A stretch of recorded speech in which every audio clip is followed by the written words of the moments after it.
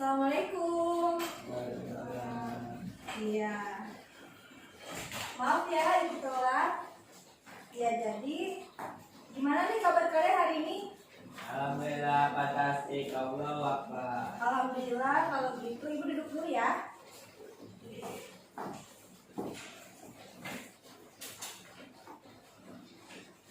Ya jadi anak-anak, sebelum memulai pembelajaran, alangkah lebih baiknya kita berdoa terlebih dahulu. Kepada ketua kelas disilakan untuk memimpin doanya. Pada seluruh kelas dalam hitungan 3 kita berdoa. 3 selesai. Salam. Assalamualaikum warahmatullahi wabarakatuh. Waalaikumsalam warahmatullahi wabarakatuh. Ya, ibu absen dulu ya namanya. Ibu pengen tahu nih siapa aja nggak hadir hari ini. Chelsea, Abdul Hamid Jawan, Hadir. alhamdulillah hadir semua. Ya, jadi minggu lalu ya kita kan sudah mempelajari tentang unsur intrinsik. Kalian tahu tidak unsur intrinsik itu apa? Tidak. Tidak, ya berarti ibu gagal dong mengajari kalian. Ya. Jadi unsur intrinsik adalah unsur pembangun cerita dari dalam. Nah, sejauh ini kalian sudah mengetahui belum unsur intrinsik itu apa? Yo. Itu ya, jadi kalian sudah tahu kan unsur intrinsik itu apa? Yaitu unsur pembangun cerita dari dalam. Alhamdulillah kalau kalian sudah memahaminya. Sebelumnya kalian mau ada yang dipertanyakan nggak tentang materi unsur intrinsik itu? Kak. Ya, alhamdulillah kalau kalian sudah memahaminya. Ya, kalian buka buku paket halaman 52 tentang teks anekdot. Ya, jadi teks anekdot adalah teks aneka dongeng toh.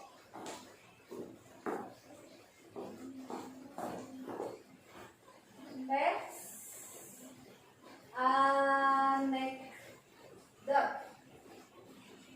Kalian udah pernah baca belum teks anekdot itu apa? Oh, yang Habibie itu ya? Bukan, teks anekdot itu adalah teks aneka dongeng toh. Biasanya di dalam teks anekdot itu berisi tentang kritikan nasihat untuk petinggi negara, karena itu berisi tentang kritikan tetapi di dalamnya ada kelucuan, maka dari itu disebut dengan aneka dongeng toh. Ya, berisi tentang kritikan atau nasihat tetapi mengandung kelucuan.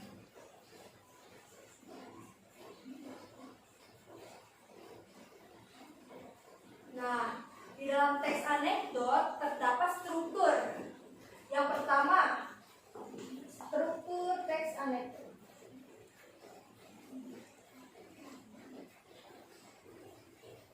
Teks anekdot.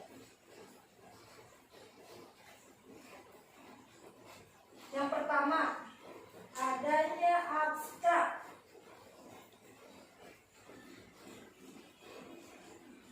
Yang kedua, adanya orientasi.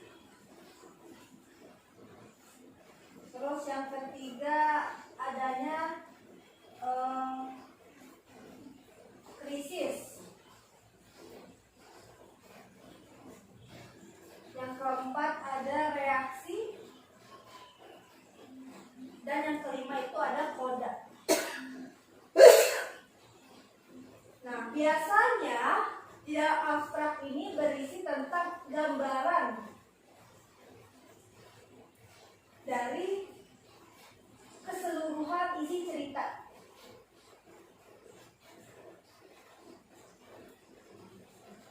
Misalnya pada suatu hari Pak Udin bertemu dengan Chelsea seperti itu namanya abstrak.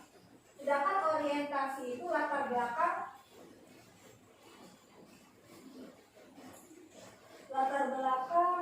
dari cerita tersebut.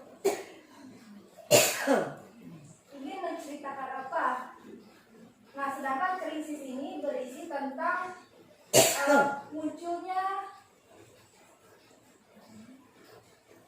suatu masalah yang biasa disebut dengan kelucuan. Sedangkan reaksi ini adalah inti dari masalah itu.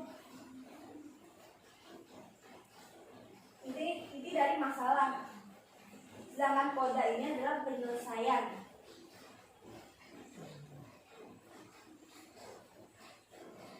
Nah, jadi di dalam teks anekdot itu terdapat struktur teks anekdot. Yang pertama yaitu ada Tra. yang kedua Tas. ini Is. Si. koda. Nah, selain struktur teks anekdot, terdapat kaidah kebahasaan dari teks anekdot. Karena proyektornya sedang rusak, jadi tunggu dibetulkan dulu ya sama pihak sekolah. Nah, kebahasaan teks anekdot.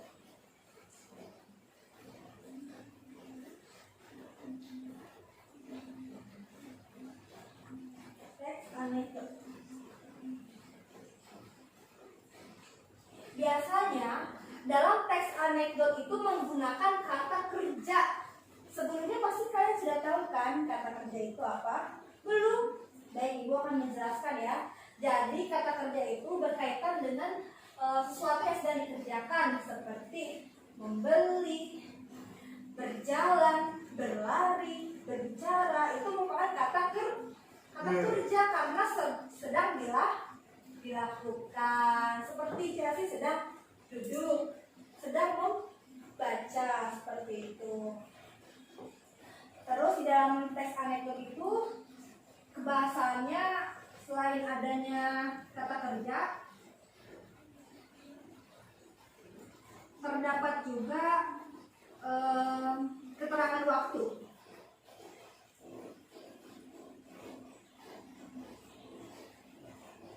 Keterangan waktu itu biasanya di awal ada kata-kata yang seperti ini. Pada suatu hari, pada suatu malam, ketika di hutan sore itu, aku melihat ada seorang yang sedang berjalan. Misalkan, berarti itu keterangan waktunya itu sore hari, pagi hari, seperti itu. Terus selain adanya kata kerja, keterangan waktu, ada juga kalimat langsung.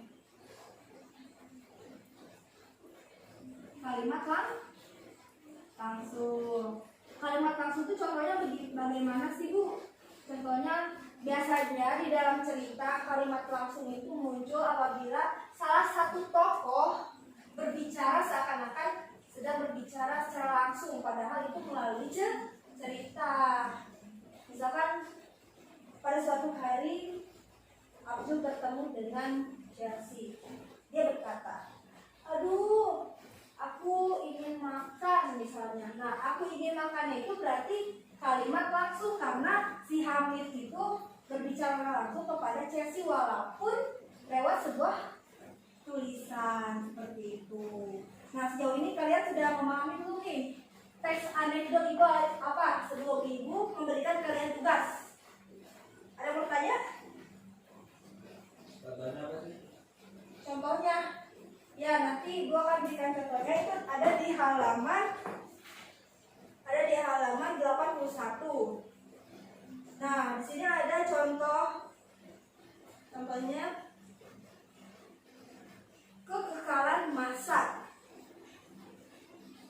Kita bisa melihat teksnya di halaman 81. Sejak dini hari, Nasruddin telah bangun dan membersihkan diri.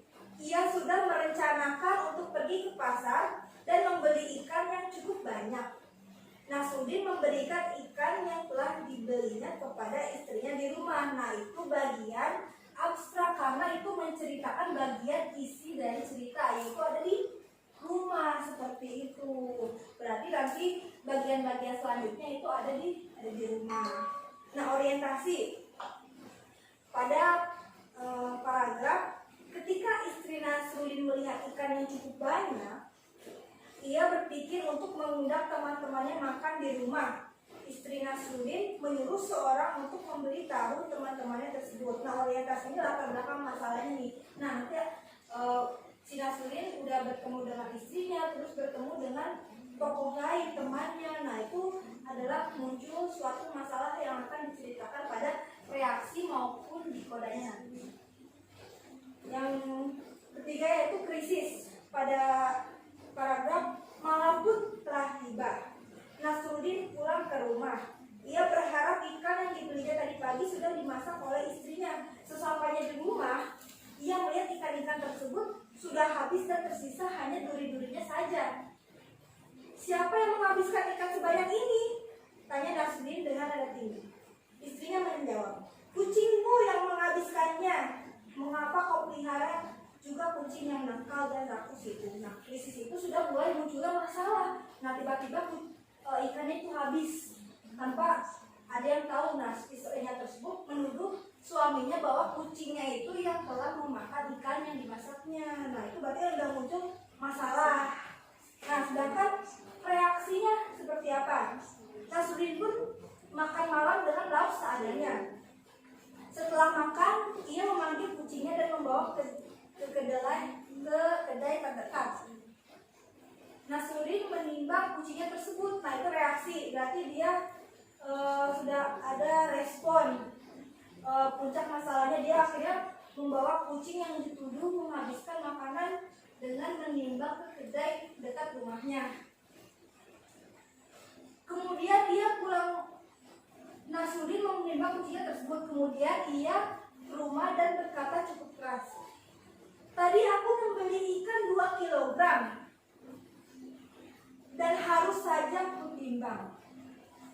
Kucingku juga 2 kilogram beratnya. Kalau begitu mana ikannya? Nah, itu adalah kodanya. Nah, dia kucingnya itu 2 kilogram sedangkan ikannya 2 kilogram. Kalau seandainya kucingnya memakan ikan tersebut, itu berarti timbangannya pasti lebih banyak kucingnya. Karena ikannya itu 2 kilogram, berarti kan tidak tahu kan kemana. Nah, seperti itu akhir dari ceritanya seperti itu, bahwa antara kucing dengan ikan itu memiliki suatu cerita yang tidak masuk akal dan berisi tentang kritikan sebenarnya dalam anekdot tersebut, bahwa kita tuh tidak boleh rakus dan menuduh seorang dengan sembarangan seperti itu. Nah, kalian sudah memahami nih contoh yang diberikan tadi. Coba dong kalian bagi kelompok, 2 kelompok saja. Kamu kelompok 1 dan kamu kelompok 2. Gue akan memberikan tugasnya dengan nanti kalian cari strukturnya dan kaidah kebahasaannya yang terdapat di dalam teks anekdot. Kalau waktunya cukup, nanti kalian presentasikan ya per kelompok. Tapi jika tidak cukup, nanti kita lanjutkan di pertemuan selanjutnya. Bagaimana? Setuju? Ya. Oke ya. Ibu beri waktu 20 menit untuk mengerjakan soal yang diberikan tadi.